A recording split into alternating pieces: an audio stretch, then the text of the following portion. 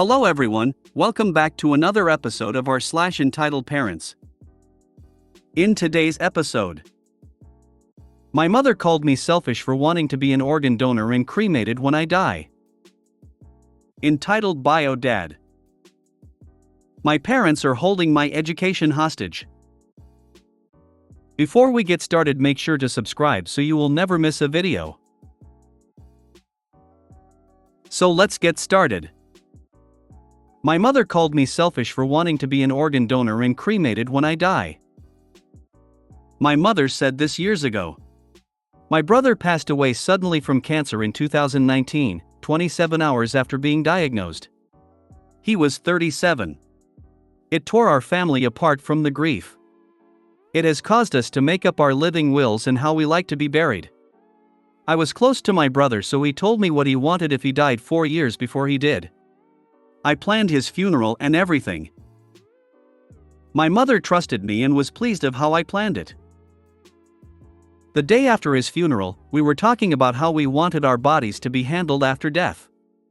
I told her I wanted to donate my organs, and whatever is left, I wanted cremated and most of my ashes scattered. If family wanted to keep some, they can. My mother asked how else will she visit my grave? I told her I don't want a grave and again said they can have some of my ashes and plan a funeral if they like. I'd see if I get a funeral or not, personally. Then she told me it's a sin to not have your body intact when going into heaven. When I reminded her I am a non-believer, she started calling me selfish for putting a burden on her by making her think I'm going to hell for my body not being intact, and an atheist, started calling me selfish for not having a grave for her and family to visit, and selfish for not letting family keep all my ashes. When I told her, my body, my choice, my mother started to cry and she said, "Well, if you die before me, I'll make sure you have a grave. I don't care what you want. How could you be so self-absorbed?" I felt bad and apologized. She said, "Think about someone else for once. You know how selfish it is to want to pollute the environment with human remains?" Yeah, I know now I said nothing wrong, but at the time, I felt like TA for not letting my family visit my grave, so that's why I apologized. Since then, I wrote a living will because I can't trust my mother to handle my wishes. Recently, when the conversation steered to death and burial, I again repeated my wishes. My mother said, "No, you're not. I'm not going to live the rest of my life thinking my daughter is in hell. I'll plan everything for you." Okay, Mom. Woman shrugging, medium dark skin tone. If you haven't already made specific plans with a funeral home or other service for your body after you die, do so ASAP and make sure several people you trust have copies and know who to contact to take care of it. Good idea. I need to write out a living will ASAP. LOL, so donating your organs after you are dead and no longer needed to people who may have a chance at life is now what is being selfish? Good to know. And if you die in a fire, you're automatically going to hell because your body won't be intact. My body is gonna get donated to science. I have no friends and family that really care enough to attend my funeral. I wanna be a tree. And buried with the ashes of my pets, obviously not ones who outlive me. I'm not insane. If the tree dies, make me a wine rack. My wishes are well known. Entitled Bio Dad. My bio dad was never really around when I, 38F, was a child. He was an alcoholic and spent any free time drinking or passed out from drinking. He was never physically abusive, but he did many things that traumatized me for life. Once my mom finally left him, he had no contact with us for years. Luckily, she eventually met an amazing man that became my stepdad and the man that will always be my real dad. Important later. When I was 15, he tried to come back around. A few months into this new man act, my mom asked him to take me to the doctor for an extremely painful foot infection. I was prescribed pain meds and sent on my way. He went and got my prescription and kept every last pill for himself. He knew I would tell my mom, so it was another 15 years before he came back around again. He really seemed to try this time. We took things slow and actually began forming a real relationship for the first time in my life. On Christmas, 4 years ago, we planned for him to come stay with me and my boyfriend. He canceled last minute, but I told him it was okay and we'd see him another time. That was apparently too harsh and he went no contact with me. If I was supposed to beg him to come or what? 2 months after Christmas, my, now, husband proposed. It was a quick engagement, engaged in February, married in June, extremely small wedding. I sent bio dad an invite and didn't even get a response. Either way, I planned on having my stepdad walk me down the aisle. He was the one that raised me and dealt with the trauma I had from my childhood. He was the one that was always there for me no matter what. When my bio dad found out, he flipped. He disowned me, told me what a horrible daughter I've always been, that I've done things just as bad as him, which is a flat-out lie and proves how delusional he is, that it's a slap in the face for him to not be able to walk me down the aisle. He rewrote my entire childhood like he was some saint and deserved to have these father/daughter moments. I let all of anger for him out at that moment and told him exactly how I felt all these years. We haven't spoken since. My wedding day was the most special day of my life for more reasons than one. My stepdad walked me down the aisle and was beaming with pride. He was so thrilled that I asked him. But 5 weeks after the wedding, I get a phone call that shook my whole world. My stepdad was admitted to the ICU and it wasn't looking good. He passed away 1 week later.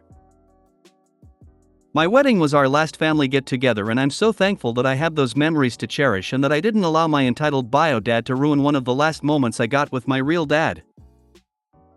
Sending hugs. Oh sweetie, I am so very sorry that you lost your true father so quickly. I am also sorry that you had to put up with that toxic arsehole trying to rewrite your history. At least you have the pictures and the lovely memory of your dad being so proud of you on your wedding day. Cherish those memories, they are the most important when you're having a bad day. I'm so sorry for your loss, X. Not much of a consolation, but at least you will have a wonderful memory of him at your wedding. My parents are holding my education hostage. I'm 16 if I got told to post this here after sharing it to AITA.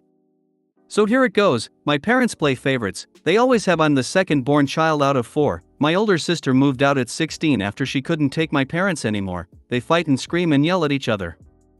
I'm now 16 and am planning on moving out in February. I have organized a home, job, and my future education. My parents are encouraging me to leave as they want the spare space for my mom's yoga equipment. After being interviewed twice and taking tests, getting my parents to sign my enrollment forms, I got in. I told them, I thought they'd be happy for me. When I tried signing out of my local school, my mother stopped me and shut it down. She did the same thing with my first job when I was 14, she forced me to quit after going through all the documents and interviews. It won't stop me from leaving, but I'm terrified for my education. The horror stories I've experienced with my mom in particular make me feel sick. For example, when I bought my siblings and parents Christmas presents and got told off because my parents unknowingly to me couldn't afford any. My mother is also a Karen when it comes to service workers and I've been embarrassed quite a few times.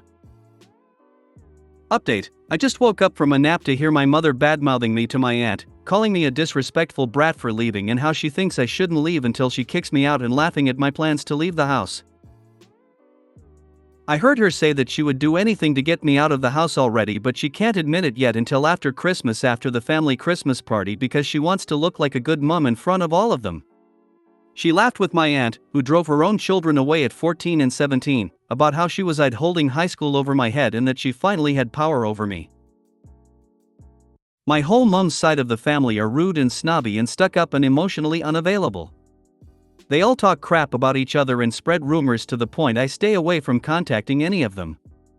I'm currently in C with my aunts, uncle, and all of their kids, as well as my grandparents on my father's side and one of my uncles on my father's side. Only family I talk to is one of uncle and aunt on my dad's side, who I visit by myself occasionally. My boyfriend and friends where I'm going to live, I used to live there years ago, are also concerned but are supporting me in every way they can, and I still plan on leaving on the 26th of January, 2024.